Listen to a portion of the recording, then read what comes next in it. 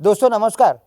हमारे बिहार के जितने भी दर्शक हैं और देश के कोने कोने में बैठे हुए वो लोग भोजपुरी के फिल्म स्टार पवन सिंह के बहुत बड़े फैन हैं, उनके लिए आ गई है एक बहुत बड़ी खबर।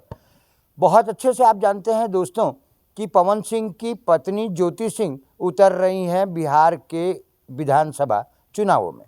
तो निश्चित रूप से आपके अंदर ये उत्सुकता होगी कि ज्योति सिंह का कैरियर राजनीति में कैसा होगा, क्या क्या तैयारियां उनकी चल रही हैं, किससे किससे ज्योति सिंह इस समय मिल रही हैं, विधानसभा क्षेत्र में उनकी सरगर्मियां कैसे देखने को मिल रही हैं, पवन सिंह का सपोर्ट उनको उनके चुनाव में मिलेगा या नहीं मिलेगा, इन सारी बातों का जवाब और सबसे बड़ी बेसब्री आपको होगी ये जानने की कि वो किस पार्टी से लड़ने वाली हैं आगामी बिहार का विधानसभा चुनाव। दोस्तों इन सारी बातों के लिए बने रहिएगा आप हमारे साथ। हम आपको सारी खबर देंगे और बिल्कुल ठोस खबर देंगे जिससे आप इनकार नहीं कर सकते कि ऐसा नहीं है। दोस्तों हम आपको बताते चलें कि पवन सिंह जब सांसद के रूप में चुनाव लड़ रहे थे बिहार में ही काराकाट सीट पर, उस समय उनकी पत्नी ज्योति सिंह ने उनका बहुत ज़्यादा सहयोग किया था। ये बात आप बहुत अच्छे से जानते हैं। यानी कि भूखे प्यासे रह कर के, ये ज्योति ने अपने बयान में कुछ मीडिया कर्मियों से बताया भी है कि भूखे प्यासे रह करके रात के 2-2 ढाई-ढाई बजे तक, 3-3 बजे तक हम लोग होटल पहुंचते थे। यानी कहीं ना कहीं ज्योति सिंह ने बहुत ज़्यादा साथ दिया पवन सिंह का उनके चुनाव में। That is the another thing कि वो चुनाव जीते नहीं जीते वो एक अलग मैटर है, उस मामले पर हम कोई बात करना आपसे नहीं चाहेंगे क्योंकि हमारा चैनल किसी तरीके की कंट्रावर्सी नहीं फैलाता, ये बात आप बहुत अच्छे से जानते हैं। लेकिन कुछ अंदर की बातें हम आपको बताना चाहते हैं। अंदर की बातें बताना ये चाहते हैं दोस्तों कि ज्योति सिंह इस समय दिल्ली में है और वो बहुत सारी राजनीतिक पार्टियों के लगातार संपर्क में है और पार्टियां भी उनसे लगातार संपर्क में है क्योंकि ज्योति सिंह को आने वाले समय में बिहार विधानसभा चुनाव में लाभ इसलिए भी मिलेगा कि वो सुपरस्टार और पावर स्टार कहे जाने वाले पवन सिंह की पत्नी है। वो सपोर्ट करें या न करें, लेकिन हमें नहीं लगता कि वो सपोर्ट नहीं करेंगे। सपोर्ट बिल्कुल वो करेंगे और करना भी चाहिए क्योंकि एक पति को अपनी पत्नी से यदि थोड़ा सा मनमुटाव भी किसी तरीके का हो तो निश्चित रूप से उनको सपोर्ट करना चाहिए क्योंकि यदि पत्नी का कैरियर आगे बढ़ेगा तो निश्चित रूप से पवन सिंह का कद भी आगे बढ़ेगा। अब दोस्तों आप ये कह रहे होंगे कि इन सारी बातों के अलावा आप हमको जल्दी से बता दीजिए कि वो कौन सी पार्टी से चुनाव लड़ने वाली है। बताएंगे आपको, बिल्कुल बताएंगे, आप उसकी टेंशन मत रखिए, बिल्कुल आपको बताएंगे। पहले हम आपको बताते चलें दोस्तों कि ज्योति सिंह जिन जिन पार्टियों के संपर्क में है उनकी भी हमें जानकारी है और जिन जिन पार्टियों से उनकी बातचीत चल रही है इसकी भी हमें जानकारी है। हम पुख्ता जानकारी आपको थोड़ी सी देर बाद देंगे, इसलिए देंगे कि कहीं ना कहीं इन पार्टियों से बातचीत चलने में, टिकट कन्फर्म होने में थोड़ा सा एक डिफरेंस है। टिकट कन्फर्म होगा, उसके बाद वो ये भी देखेंगी कि आगामी विधानसभा चुनाव में उस पार्टी के कद क्या है, वो उस पार्टी को यदि मैं ज्वाइन करती हूँ तो उस पार्टी से मुझे जीत मिलना कितनी पक्की है। फिर वो ये देखेंगे कि किस पर्टिकुलर क्षेत्र से उनको जो है वो टिकट दिया जा रहा है, वहाँ जनता में उनकी डिमांड है कि नहीं है।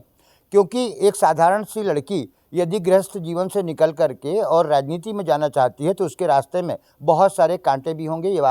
ये बात आप बहुत अच्छे से जानते हैं।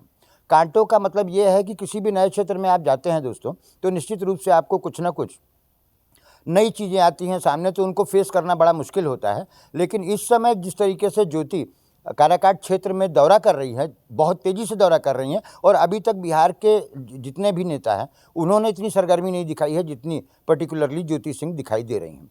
हर एक व्यक्ति के मुसीबत में, हर एक गरीब के घर में जा कर के भोजन करने से लगा करके या उनके दुख सुख में शामिल होने से लगा करके बहुत सारी ऐसी चीज़ें हैं जिनको वो लगातार करती आ रही हैं। बलिया में उनका मिलना मुश्किल हो गया है, लखनऊ में उनका मिलना मुश्किल हो गया है, लेकिन काराकाट में उनका मिलना बहुत आसान हो गया है, ये आप बहुत अच्छे तरीके से जानते हैं।